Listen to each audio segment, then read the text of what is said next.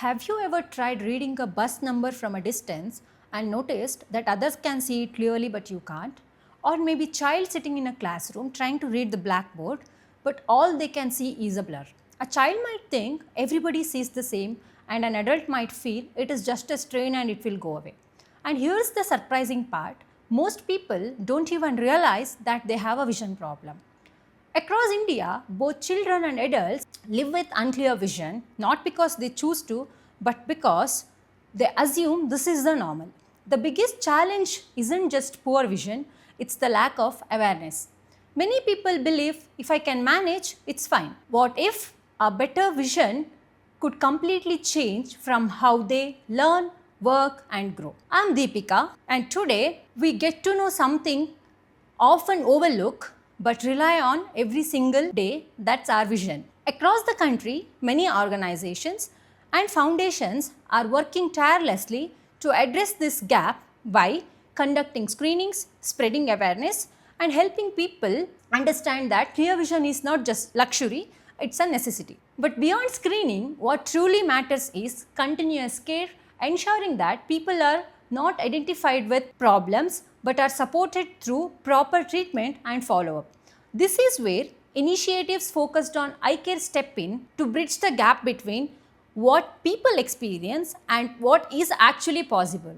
And one such initiative working towards achieving this is the Aloka Vision Foundation. Behind the mission is a vision driven by dedication and a purpose. Leading this effort is the director of Aloka Vision Foundation, Dr. Premjit Moodbetri. Let's hear from him as we explore how Aloka is making a difference in the lives of people. When we talk about eye care in India, the reality is very different from what many people imagine. India has a large rural population, and in many of these areas, access to even basic eye care services and something like a decent pair of spectacles, it's very limited. Out of the large rural population, more than 30 crore people in India do not have access to any kind of basic eye care. Now, what are the challenges of vision care in India? One is lack of access. People do not have access to quality vision care in their vicinity or in their villages. They have to travel to the next town, which is considered expensive. Two, lack of affordable spectacles. People simply might not be able to afford spectacles. And the other reason is lack of awareness. People just do not know a simple pair of spectacles can actually improve their quality of life. They just think it's a part of aging and they'll just learn to live with it. This is where we felt there was a need for an accessible system of eye care. In 2015, Aloka Vision program was initiated with a clear purpose. One, to spread awareness about preventable blindness and refractive error screening. Second, to improve the access of eye care services, mostly in the rural areas. And third, to provide quality and affordable spectacles to the rural masses. 10 years down the line, as the initiative grew, it evolved into Aloka Vision Foundation, which was founded in 2025. But the core idea has remained the same, making quality eye care accessible and affordable, especially for the medically underserved communities. At Aloka, we focus on building sustainable systems, which means we train people, especially teachers and community health workers, who can help us in creating awareness and community-based eye care. We use appropriate and scalable technologies, and we improve the supply chains so that the care reaches people efficiently and consistently. For us, it's not about providing eye care once, but it's about ensuring that people continue to receive the care they need over a period of time. At its heart, the mission is simple. Everyone deserves access to clear vision. Now, how do we deliver this? At the ground level, we do community-based vision camps, and we operate Aloka Vision Centers at the rural areas, ensuring that the care reaches people in multiple ways. Our team of optometrists are very well trained not only in clinical skills, but also community-based eye care and counseling. They are committed and prepared to travel to remote and underserved areas where access to eye care is limited and are completely unavailable. Through these outreach camps, we conduct vision screenings, we carry out comprehensive eye examinations, we also enable early identification of eye conditions or diseases for appropriate referrals. This ensures that people are not left undiagnosed, simply because the system does not reach them. Beyond camps, one of the most impactful steps that has been the establishment of Aloka Vision Centers. These centers make eye care available on a regular basis. They reduce the burden and cost of traveling to towns and cities. They provide a consistent point of contact for any kind of follow-up or continuous care. Instead of people traveling long distances to seek help, eye care is brought closer to them. This dual approach, taking services to people through camps and creating fixed access through points through vision centers, helps build a system that is not temporary but continuous and reliable. With all our initiatives, the impact of this approach has been significant. Since inception, Aloka has reached to over 54 lakh population with our eye care services. We have provided more than 5 lakh spectacles. We have referred over 2 lakh individuals for any kind of tertiary treatment such as cataract, glaucoma or retinal diseases or any other eye condition. Our services have extended to nearly 31,000 villages across India and the SAARC region. When we talk about children, the impact becomes even more important. Through our school-based initiatives, we have conducted more than 12,000 screening programs, screened over 10 lakh students and provided over 80,000 children with spectacles. When vision improves, it doesn't just change how someone sees, it changes how they live, learn and grow. And this work continues every day through dedicated teams focusing on early detection, accessibility and continuous care. Aloka believes that clear vision is a right, not a privilege. Every pair of spectacles delivered represents a step towards a brighter future, showcasing our dedication to innovation, empowerment and sustainable change. Together, we are ensuring that no child's dreams are hindered by poor vision. And now to take this forward, we have Mr. Jaswin, who is an optometrist and who works closely with the community as well as school screening programs. Welcome, Mr. Jaswin. Thank you, Deepika. We speak about vision today, and the most common question comes up here is, are children nowadays facing more problem than compared to the earlier generation? Yes, the answer is increasingly yes, and the reason lies in how the childhood itself have changed. So if we look back couple of generations back, children used to spend most of their time outdoors, maybe playing or doing some work in the field, or they naturally used to spend most of the time outdoor. So they used to receive natural sunlight. But the story is totally different for today's generation, because like most of the time, most of the children spend most of the time indoors. So they will be watching phone or TVs or any tablets, or just natural growth of the eye is not happening, which used to happen in the previous generation. That's the reason we have more problems today. Okay, you mean to say the change in lifestyle is what directly affecting the child's eye health, is it? Yes, due to which there are more eye-related problems arising nowadays. Since you're talking about eye problems, can you name some of the common conditions which can develop in the children? So the most common condition is myopia. So before going to myopia, I'll say, see, I'm wearing a glass. I used to have a clear vision. That's why I identified when I'm sitting in the class, I'm not able to see the board clearly. So, okay, I mean, your vision was normal and in between there was a problem, and so you got to know that there is a difference there in is the a vision. difference. Okay. But the most concerning part today is when I am talking about myopia, it's very important. Yeah. The most of the children are not aware. It means like more younger children are facing this problem. So they have never felt what is clear vision. Okay. Whatever they see, that they assume it's a normal. Okay. So in myopia, what happens, like just as I said, they are when they look at far, it's totally blur for them. Okay. But they think that is normal in myopia. So another condition is hyperopia.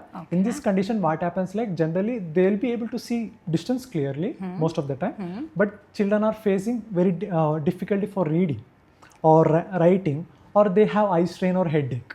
Okay. So this is hyperopia. Another one is astigmatism. These are all related to refractive errors. In astigmatism, what happens, like it's blurred for all the distance for them, or either it's distorted. They are able to see things, but they have to squeeze their eyes to make it clear. Okay. Then there is what you call as the lazy eye. In this condition, what happens, like either one or both the eyes are weaker. So there is no clear visual input, or what you say, they're seeing something, but the brain is not able to process clearly. How does that happen, Jaswin? So as I said, one eye or both eyes are weaker. So even with the glasses, they are not able to make it clear. So these things can be treated if we found it earlier. Okay. Because of this, another condition, it may lead to another condition called as strabismus. In this condition, what happens, like you might have noticed in the photographs of the children, one eye might be outside. So people used to think this is a good sign. No, that's not a good sign. That's a totally bad sign. Okay, it means the eyes are not aligned properly and not working together in Okay, this what condition. we see commonly, the eyeballs will be tilted. Tilted, yeah, Okay. it's moving outside or inside. Okay, okay. It is called as? Strabismus. Okay. So the key message here is the early detection, is it? Yes, just not early detection, even awareness. Because if the person is aware, have awareness, he or she will go to do an eye checkup. Because the challenge here is when the children themselves may not realize that they have a problem, Yes. they can't even come and tell it with their guardians, parents or teachers. So how do we deal with this? So we have an initiative called as Vidya Drishti. In this, what we do is like we teach the teachers or parents or community, but especially we focus on the teachers. Okay. Because the teachers spends most of their time with the students. So whatever if there is any problem related to eye, they'll be able to notice. For example, if the child is copying from another, or the child is squeezing his eyes to read whatever it's written in the board, these are kind of symptoms that can be easily identified by the teachers. Okay, that's why the are you reason. targeting teachers? Why not the other profession? So they spend most of the time in the day. For example, if you take in a year, they spend around 200 to 250 days with the students, not the parents. Yes, Okay. yes. So they observe the students throughout the year, because they are teaching in the class. They have to observe. So they will be observing each and every student. If somebody have a problem, they'll be able to pick up very easily. So that's why we are focusing on teachers more. Okay, and to know more about this, how do you train teachers on this? Because of course the optometry itself will take years of learnings. So Yeah, and it how takes can around you- 4 years, and Yeah. we do the. How are you able to train the teachers on that? So we are teaching them basic visual tests, like how to identify a child having any vision problem or not. So how do we do test? We place a chart, or we can use an app called as peak acuity Okay. to measure. Okay, so just consider for the chart, how are we going to do? We'll place the chart at a fixed distance, and we ask the child or the student to close one eye, then read from the other eye. So we'll repeat for the other eye also. And same is true for the near also. That way we are able to measure, we call it as visual acuity, but in general term, we are able to measure vision of the child. Okay, So if- and these procedures will be trained to the Trained teacher. to the teachers. Okay. So it takes hardly half an hour or 1 hour. So we explain to them what are the common symptoms, or what are they can identify in the classes. And if you have a doubt, if you see the student is squeezing in your classes, the board is not visible, or the one student is copying from other rather than seeing the board. Now you have a doubt. So you bring that child. So we'll be providing the kit for the teachers as well. Okay. So you place the chart and do the same thing which I said, how to test. Okay. Closing one eye Okay, and making them to read. Okay. Okay, by that they will able to know some values are there. So if their child is not able to read, it means he or she have a vision problem. So once they identify the problems, so we train them. They identify the problems. Yes. So they inform us. So we go to there and screen the children once again. That's really important, Yes. because you're So- only training them to identify the vision identify the problem. basic vision problems which a child can face. Okay, yeah, that's interesting. So we go there and screen the student, and we prescribe the spectacles. Okay. Okay, that's how the loop is closed. Yeah, loop is closed. That's very insightful, Jaswin. And thank you for sharing it with us and making it very easier to understand to the audience as well as for us. While early detection is important, taking care of our eyes every day is just as essential.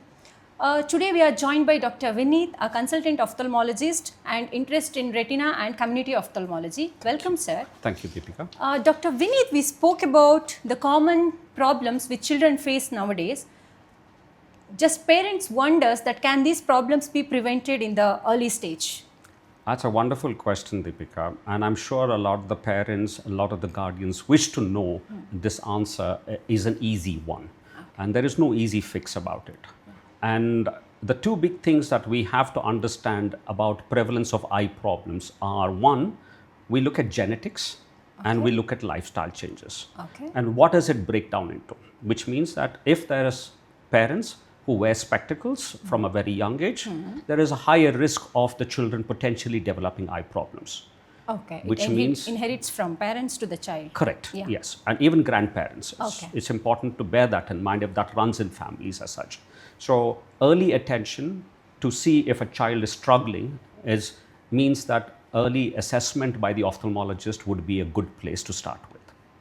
Does very that early really on. make a difference? Of course. So what we have understood, like Jespen spoke about, detecting early eye problems and also detecting amblyopia or lazy eyes, which means that we're giving that little child a fair chance to develop each eyes very well and their vision to be equal in both eyes. That means that child's development is far better.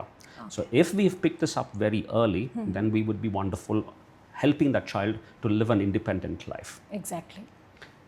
To add to this confusion is the lifestyle changes. So when I was growing up, I lived outside. I still managed to get spectacles. That's because there's a genetic problem which was not picked up in my own family as such. And that is my personal experience. So the lifestyle experience that has changed now is we've moved away from being 4 hours outside to all inside, because we're worried about the child's security. We're worried about so many things that happens within our society. So where we can facilitate as a child to be outdoor, reduce the amount of time spent on gadgets. Today's education has changed completely from being notebooks and textbooks to digital media. And that's an important thing to take that out of the equation. We cannot eliminate it, but how do we break it down is important to understand for that child. So the lifestyle changes of outdoor exposure to sun, and a lot of children have forgotten how the sun rises and sun is there, sunlight is there. So it's important to bring that into the family, guardians and teachers' education as such, which means reducing potential problems for that child going forward. Yes, that's what even I heard from Jespen, that the child eye health is not just about a doctor or a hospital. It involves all of us who is closely involved with child's development, is it? Absolutely spot on about that. I think a child with good vision and responsibility is everybody, not just parents, not just teachers. It includes a society, it includes friends.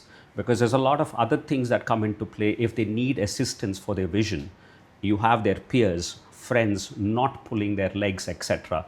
All those come into play. So for two eyes to work well in a child, there's a much bigger population required to help them to participate in the society very well. Okay. Now that we understood about genetics and lifestyle and all those things, does food really influence vision, sir, or a child's eye health? Absolutely. And I think in the world of Swiggy, Zomato, and everybody else that exists, and the fast food culture that we have, nutrients and vitamins are forgotten. And they are actually manufactured in a different fashion as such. When I say vitamins and nutrients, all vitamins and nutrients are required for our body's development. Okay. And particularly for the eyes, what we have learned is that specific vitamins like vitamin A, vitamin C, vitamin E, then there is omega fatty acids. These are all essential as such because they are responsible for the various structures that are there within the eyes for its development, for its functionality as such. If there is deficiency, we actually don't see them immediately. Yes, We see them with the time. So it's essential that a nutritional source that we provide to a child is wonderful and comprises of all the vitamins and nutrients. And that is something that parents, guardians, or whatever the system that exists can provide a child. And also the program itself targets a rural population that should be easily available in that vicinity as well, if I'm not wrong. Absolutely, absolutely. So clean, healthy food is another important thing which I forgot to mention while we're talking about vitamins and nutrients. And as you rightly pointed out, local produce needs, because we cannot ask them to buy food that's there in Bangalore in the interior parts of India. It's completely different. So we have to encourage that. And I think a very important point you spoke about is the school eye health program, Yes, yes, or the yes. midday meal skills program. And that's a wonderful policy done by the governments in various parts of the country. What we have to encourage in making sure is that this midday meal scheme comprises the necessary vitamins, the necessary nutrients for this child for their development as such. And if there is deficiencies, say for example a child has other health problems, they should be detected and supplementation provided to that child, because as I said earlier on, deficiencies manifest disease later. And we are not going to immediately find out saying that Deepika has an eye problem with vitamin A deficiency, Yes, exactly. which we used to see a lot of. Government has intervened and we see very minimal of it, so that's why it's very important. Yeah. Also, when we talk about prevention, can teachers and parents do to help protect children's eye health, or how is it? Absolutely. So the first point of contact a child usually tends to have is with a parent. Okay. And the next usually 8 hours is spent with teachers, then with their peers or guardians sometimes. Yes. So large part of the time of the day is spent outside. So if a child has a red eye, the child is rubbing the eyes vigorously, the child is struggling inside the class to see the board, or squinting the eyes, or doing other things, which means that they are looking into somebody else's notes and copying, which is a very common problem we see.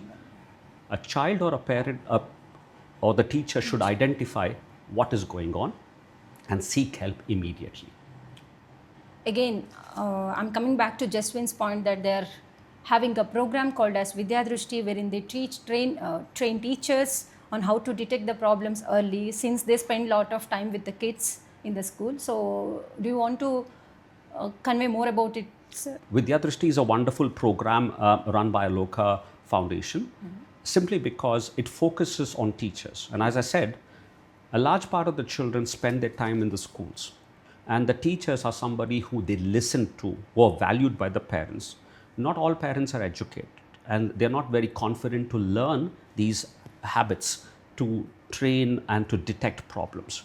And that's why teachers are a wonderful what we call as a catalyst to find, or to intermediary to identify problems as such. So training teachers to detect eye problems or to detect any eye issues is a wonderful way forward, but they need to be provided time, they need to be provided the education, they need to be provided the means to do this, which is where Vidya Drishti comes into focus as such. And I think it's a wonderful initiative. That's really insightful, sir. So, in simple terms, protecting children eye health is not just about treatment; it's about awareness, a healthy lifestyle, and a early detection. Is it? Absolutely. Again, as we have discussed, we have pointed out that a child's responsibility is not just parents, it's also the teachers, it also is the peers and the guardians. So we have the awareness that needs to be raised within societies, within the schools, which is what the Vidya Drishti will do. Yeah. Lifestyle changes, we've spoken about how children need to be less of gadgets, using the 20-20-20 system, wherein continuously read for 20 minutes, take a break after 20 minutes, look away 20 feet away. And these are all systems that can be implemented. Difficult to teach a young child, but if a teacher practices this, then it's easy for a child to follow this. Yes. And then the next part is, if there is a problem, right, detecting it, seeking attention. And again, it's important that at every school, a system is created. Who do they go to seek help from? Exactly. Because without That's them where knowing we who lack. to go seek help, then they don't know, they're lost. Yes. And they will just put the child in one corner and leave it as it is. And we've seen this in programs where children That are loop ignored. needs to be closed. Absolutely spot on.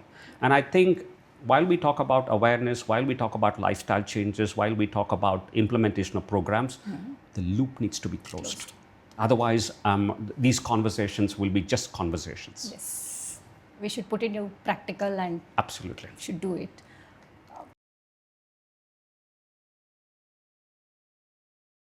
You know, losing clear visions means losing independence. And to get it back is not very difficult. Just only screening, good habits. And if you feel that you don't see the glare, go to the opticians. When the vision is clear, life is completely different. Example for childs, school is better, life gain confidence, and for sure that grow much stronger. For adults, important is to be on the work, connected with the family that they love. So this is what we are doing in Aloka. We are providing the eye care solutions, and we are providing the eye care for people everywhere, affordable and accessible. We are building the future together, clear visions for everyone.